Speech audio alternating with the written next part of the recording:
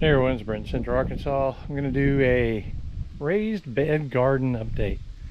And I have 16 of these beds, 2 here and 14 over there we'll go look at in just a second. In these 2 beds I've got a second planting of zucchini here.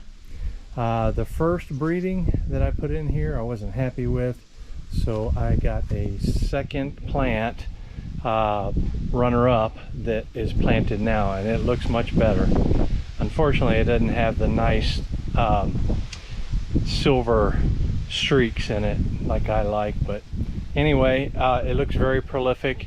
I've got baby zucchinis on here, and this one was probably pollinated, so in about 3 days that one will be ready, 4 days maybe. Yep, got 3 more here, so I've got a total of 6 plants. Running up the trellis, I've got cantaloupe cream. Cantaloupe cream is taking off pretty good. I'm starting to get fruit set. Let me see if I can find some. Here's one. That's what it kind of looks like right now. It's a wonderful melon of my breeding, and I'm looking over here to see if I can find another example for you. I've seen several, and now that I'm filming I can't find them again. So let me see if I can. I'm partially colorblind too, so it blends in a little bit. There's one right there, and a lot of times if I go on the other side I can see better. Some fruit here, but here's one that was pollinated. It'll start growing pretty good, but I saw a big one over here too. There it is, right here. So yep, they're starting to grow, and so I look forward to seeing those mature in the coming 3 months. These are the other 14 beds, 7 rows of 2 next to each other here.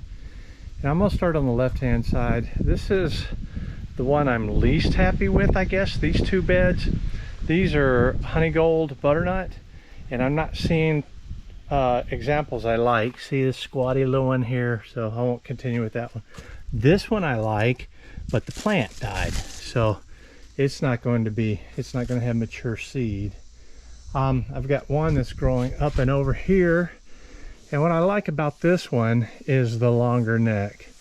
My initial breeding purpose was to create a smallish seed cavity with a lot of nice flesh, because the nicer flesh seems to be in the neck, you know, very consistent, not what's it called, not wrinkles, but basically the flesh is solid in the neck. We'll go with that. On this side I have a couple examples that are pretty good. I've got this one here, and it's a light colored cross. It's not my ideal one. I'll show you that one in a minute, right after this one actually.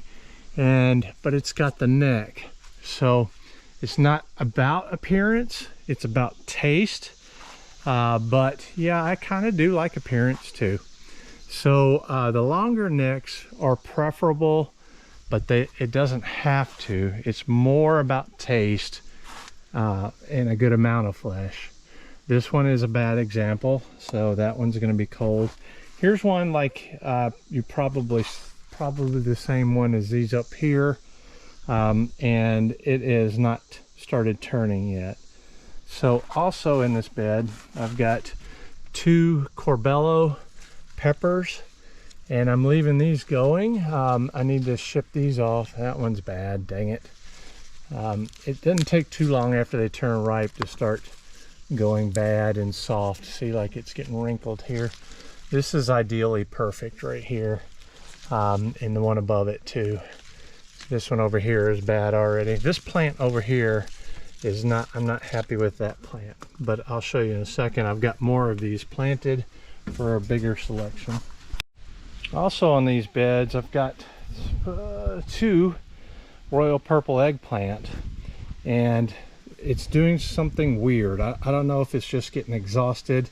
I've cut it way back because it was a huge bush, and it was overloaded with fruit. But see what the fruit is doing there, the little white pieces and the little spots there. I'm not sure if that's insects on it, but we've got the It looks like pill bug. I guess that's what you call it, pill bug damage. Maybe some aphids on those. Down here is similar. This one looks a little better. It's got a little bit more vivid color because it's in the sun. And this is known for doing that. The more it's in the sun, the more vivid the purple color, and the darker the veins in the leaves too. So I'm trying to get these to start ramping up production a little bit, and I'm seeing some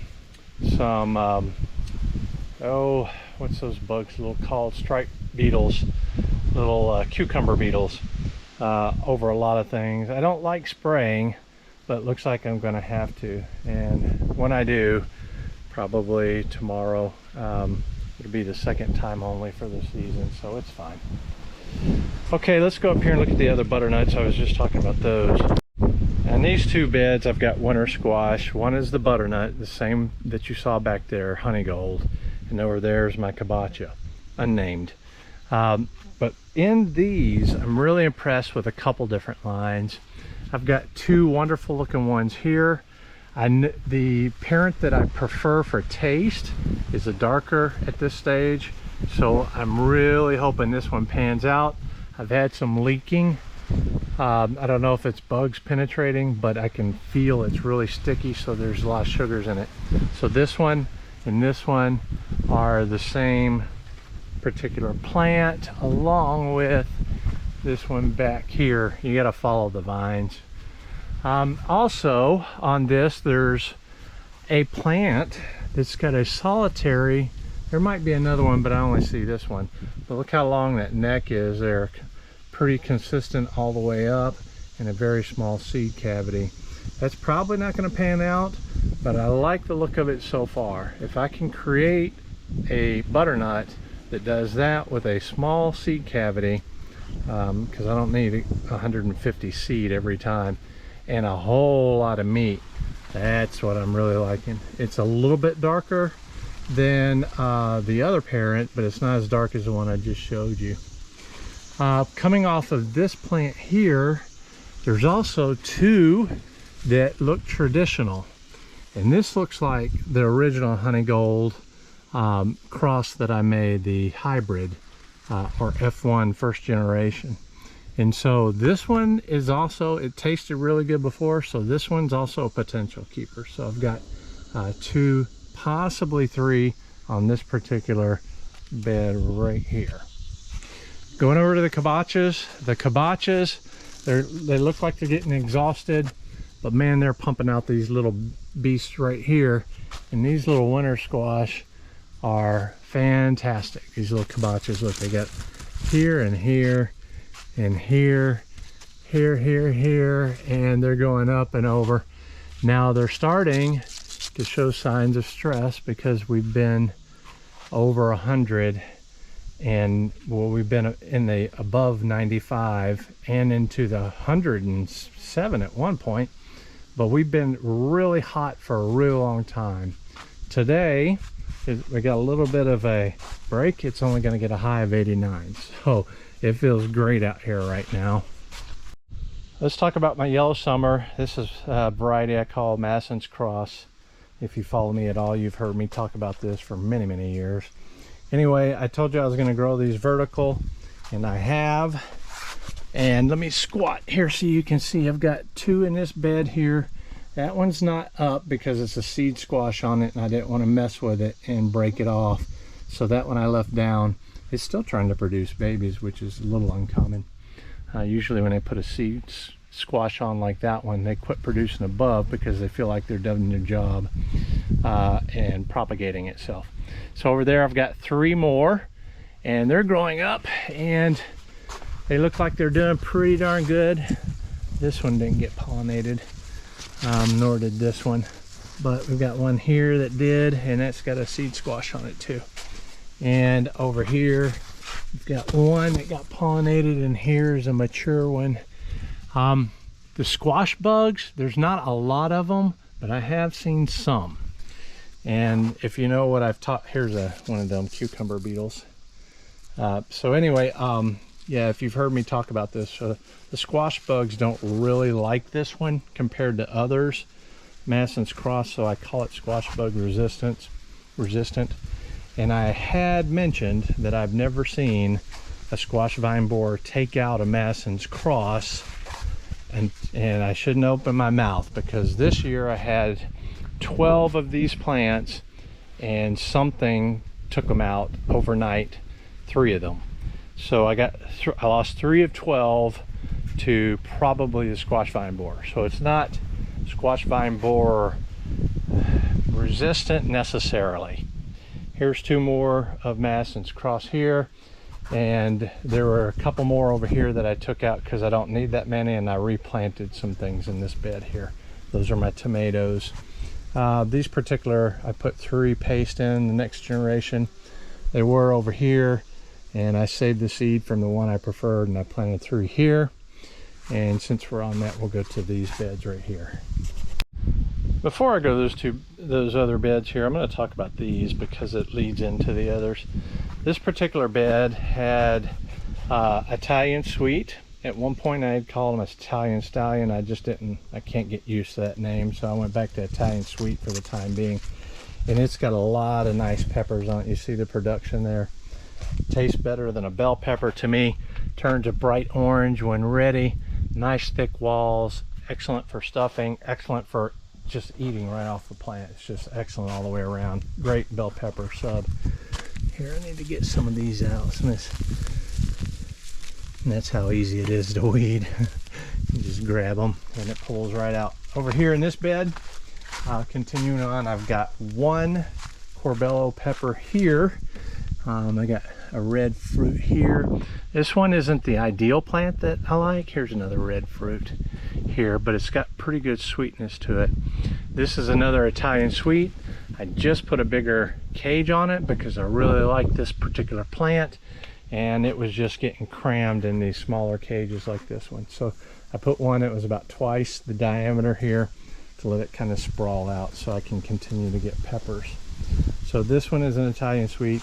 This one's an Italian Sweet, and this one over here, I'm growing up the trellis, kind of pinning it against the trellis as it grows. So I still have 3, but now we're back to what I was trying to lead into here. In these 2 beds, I've got more peppers. Over here, I've got California Brian. That is my yellow to cherry red jalapeno substitute. And it's a wonderful pepper. It's called Calibri. It used to be called California Brian. I amalgamized, is that what it is, the word used? Put the 2 words together for Calibri. C-A-L-I for California, B-R-Y for Brian. California Brian. Anyway, on the back side, these are all Calibri. And I got 1, 2, 3, 4, 5 here, and some extra plants just in case something happens to one. Anyway, on the back here, I've got Slicer, my big beefsteak tomato, and that is the saved seed from the plant I collected a couple months ago, the seed. And so I'm growing the next generation here of the one I like the most. Over here, continuing with the peppers here, this is Corbello, and I've got 5 peppers here, 4 are in cage here because they seem to be getting a little tall for some reason, probably because they're a little bit shaded, but I don't want them to snap in the wind, so I'll put a smaller cage on these just to keep that from happening. So these are Corbello. That's the Jimmy Nardello and Corbacchi cross, and then a few generations I crossed it back to Jimmy Nardello to bring in more of the Nardello flavors. So that's Corbello. On the back side are my Emerald Sweet cucumber, and what I'm trying to do with Emerald Sweet is carry forth a parthenocarpic gynaeceous line, and I did see an example on these plants here. And parthenocarpic means it doesn't need to be pollinated by bees, and gynaeceous means it produces female a little flower with a baby cucumber on it, and so it grows a lot of cucumbers like on every node or pretty close to every node. and it doesn't need to be pollinated. So in other words, it's ultra productive, and so that's what I'm trying to do. I did see one, was it over here, that was doing it on every one here. You see there's a little baby there, a little baby there, a little baby there. They're all little baby cucumbers, but they haven't started expanding yet, so that's a little concerning, but we'll just keep an eye on it. There's probably another one in here, but they're so immature or small, I might be missing it. These are the last two beds here, and I'll wrap up the video after we talk about these, after I talk about these. Over there's my asparagus. This is the third season, so next year I'll be able to, is it this, yeah, it's the second or third season. I think next year's the third season, so I'll be able to take a lot, be able to harvest a lot from it. But this bed here are more Italian sweets, and I've got 1, 2, 3, 4, I got 5 growing in this. And as you may have remembered over here, it grows a lot foliage and a lot of peppers pretty quick. So wonderful pepper. I got 5 more going. Just want to keep the season going. And typically I do regrows of a lot of different things. Like normally I would, instead of growing Massons cross vertically, I would have already removed them and had replacements ready to go. But what I'm trying to do with this is grow vertically and extend the season, see how far I can carry them. If I can carry them to September, October, this might be the way I go from now on. It's better. It's easier for spraying. It's easier for bug control. It's less powdery mildew. Anyway, it's not, I wouldn't say it's more productive, but it's the fruit's more pristine and easier to get to as well. So that's pretty much it for this update. Just kind of wanted to show you what was going on, and things are still progressing with the seed company. It's just, you know, it's going to take, their real focus is right now they're sampling it, but their real focus is going to be when they take the seed I provide them and they grow it out for themselves next year. So they're going to do that with a lot of these varieties, almost all of them actually, except for tomatoes. This is Brent, you guys. We'll see you in the next one.